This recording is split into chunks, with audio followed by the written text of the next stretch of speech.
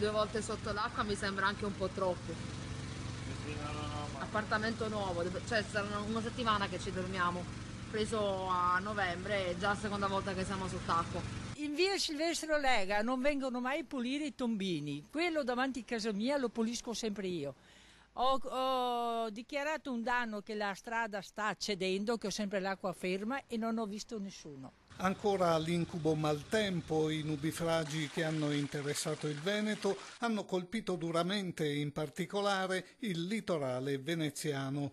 Pioggia abbondante e vento forte hanno investito Caorle, Bibione, Cavallino Treporti e Jesolo. Difficoltà e disagi anche a Mestre e in Riviera del Brenta. Una cinquantina le telefonate ricevute dal centralino dei Vigili del Fuoco, intervenuti per prosciugare garage e scantinati e per liberare le strade dai rami degli alberi spezzati dalla burrasca. A Jesolo un altro brutto colpo ad una stagione già in parte compromessa. Chiederete lo stato di calamità?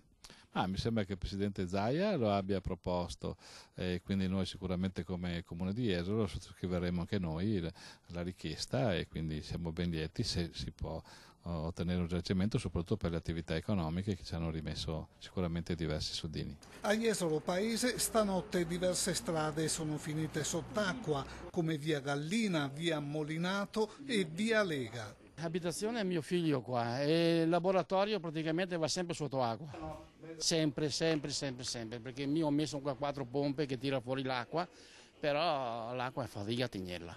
30 centimetri d'acqua, sì. Sì. Succede ogni volta che piove? Sempre, ogni volta. Da cosa dipende? Malfunzionamento delle fognature.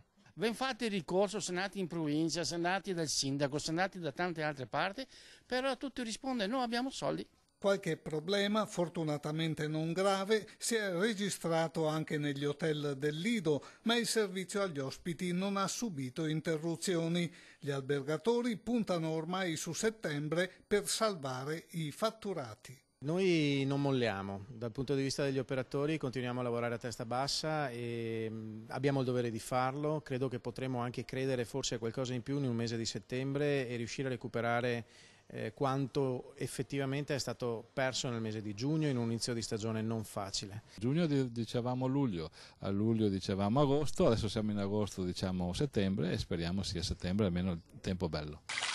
Meglio che non dico niente perché sono arrabbiatissimo.